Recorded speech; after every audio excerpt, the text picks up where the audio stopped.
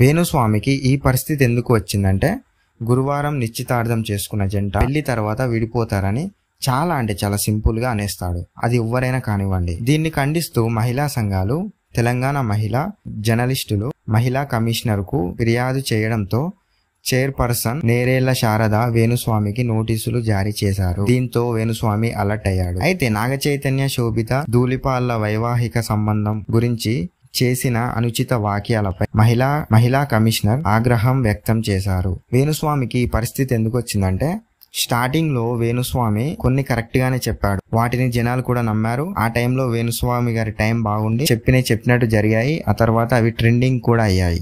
అయితే కొన్ని ఆ టైంలో కొన్ని చెప్పాడు, కొన్ని కరెక్ట్ అయ్యాయి, కొన్ని జరగలేదు. కానీ జనాలు అంతగా పట్టించుకోలేదు. వేణుస్వామికి బ్యాడ్ టైం ఎప్పుడు స్టార్ట్ అయిందంటే, పవన్ కళ్యాణ్ గారి గురించి కొంచెం నెగిటివ్ స్ప్రెడ్ చేశాడు. ఎప్పుడంటే ఎలక్షన్ టైంలో. ఆ టైంలో జనాలు కూడా వేణుస్వామి గారి మీద కొందరు నమ్మారు, కొందరు నమ్మలేదు. ఆ తర్వాత ఆఫ్టర్ రిజల్ట్ తర్వాత పవన్ కళ్యాణ్ గారు గెలవడంతో వేణుస్వామి గారు యూట్యూబ్ లో ఒక వీడియో అప్లోడ్ చేశాడు. నేను చేసింది తప్పే, ఇలా చెప్పడం తప్పే, ఇలా జరుగుతుంది అనుకోలేదు అని ఇలా మాట్లాడాడు.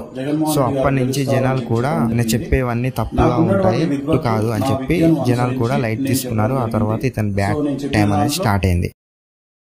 6 ప్రతివర్తలు. ఇప్పటి జనరేషన్ కు ఈ సినిమా గురించి పెద్దగా తెలియదు. కానీ అప్పటి 90s కిడ్స్ ను ఈ సినిమా గురించి అడిగితే రాజమౌళి సినిమా కంటే గొప్పగా కథలుగా చెప్తారు. ఈ సినిమా స్టోరీ లైన్ ఏంటంటే, ఆల్రెడీ మ్యారేజ్ అయ్యాక వేరే పర్సన్ తో టచ్ లో ఉంటుంది.